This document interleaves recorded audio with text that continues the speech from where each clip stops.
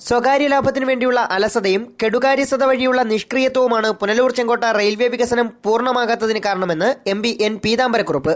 പുനലൂർ ചെങ്കോട്ട rail നിർമ്മാണ പ്രവർത്തനങ്ങൾ നേരിട്ട് വിലയിരുത്താനെത്തിയപ്പോഴാണ് MPയുടെ പ്രതികരണം.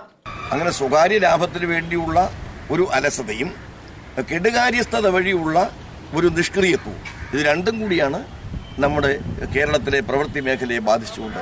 നിർമ്മാണ പ്രവർത്തനങ്ങൾ ഇപ്പോഴും ഇഴഞ്ഞു തന്നെയാണ് നീങ്ങുന്നത്. പുനലൂരിലെ UDF നേതാക്കൾക്കൊപ്പമാണ് MP പുനലൂർ മൂർത്തിക്കാവിന് സമീപമുള്ള നിർമ്മാണ പ്രവർത്തനങ്ങൾ വിലയിരുത്താനെത്തിയത്. കരാറുകാരന് നിർമ്മാണം അടിയന്തരമായി പൂർത്തിയാക്കാൻ നിർദ്ദേശം നൽകി.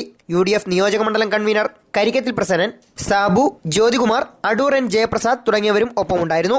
പുനലൂരിലെ കുടിവെള്ള പ്രശ്നം യുദ്ധകാലാടിസ്ഥാനത്തിൽ പരിഹരിക്കണം. നോക്കി നിൽക്കുകയും സഹതാപം രേഖപ്പെടുത്തുകയും ചെയ്യുന്ന ഒരു ഗവൺമെന്റ് നമുക്ക് ആവശ്യമില്ലെന്നും ഉദ്യോഗസ്ഥരും സർക്കാരും തമ്മിലുള്ള അകൽച്ച ഇപ്പോൾ പ്രകടമാണെന്നും MP കൂട്ടിച്ചേർത്തു. പുനലൂരിൽ വെള്ളമില്ല, ഈ ഉറവ ഉത്ഭവിക്കുന്നിടത്ത് വെള്ളം ഇല്ല, ഇവിടെ ഉണങ്ങിക്കിടക്കുന്നു, വെള്ളം വേറെ പുറത്തേക്ക് പോവുകയാണ്. ഈ പരിസരത്ത് വളരെ കുടിവെള്ളത്തിന്റെ ക്ഷാമമുണ്ട്. ഈ പ്രശ്നങ്ങൾ യുദ്ധകാല അടിസ്ഥാനത്തിൽ ഗവൺമെന്റ് പരിഹരിക്കണം.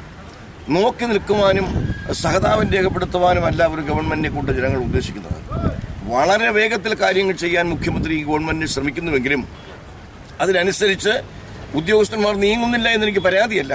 ഉദ്യോഗസ്ഥന്മാർ കൂടി ഇത് അവരുടെ ചുമതലയായി ഏറ്റെടുത്താൽ നമ്മുടെ നാട്ടിലെ പ്രശ്നങ്ങൾ പെട്ടെന്ന് പരിഹരിക്കാൻ സാധിക്കും.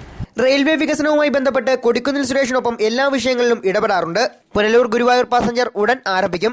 കൊല്ലം മധുര പാസഞ്ചർ പുനലൂർ വരെ നീട്ടും. പുനലൂർ കൊല്ലം സർവീസിന്റെ സമയം പുനർനിർണ്ണയിക്കുമെന്നും MP അറിയിച്ചു. പുനലൂർ ഗുരുവായൂർ തീവണ്ടി സർവീസ് ഉടനെ ആരംഭിക്കും. അതുപോലെ കൊല്ലം വരെ എത്തുന്ന മധുര തീവണ്ടി പുനലൂർ വരെ നീട്ടും. ഇപ്പോൾ പുനലൂർ കൊല്ലം ഓടിക്കൊണ്ടിരിക്കുന്ന വണ്ടിയുടെ സമയത്തിൽ മാറ്റം വരുത്തി കൂടുതൽ സർവീസുകൾ ആരംഭിക്കും. പിന്നെ കൊല്ലത്തെ സംബന്ധിച്ച് തീവണ്ടിക്ക് ചില പ്രശ്നങ്ങളുണ്ട്. മെമു ഇന്ത്യയിൽ 5 മെമു സർവീസ് അനുവദിച്ചപ്പോൾ 3 കിട്ടിയത് കൊല്ലത്തിനാണ്. പക്ഷേ കൊല്ലത്തെ മെമു ഷെഡ് ഇപ്പോഴും തട്ടുകട പോലെ അവിടെ പൂട്ടിയിട്ടിരിക്കുകയാണ്.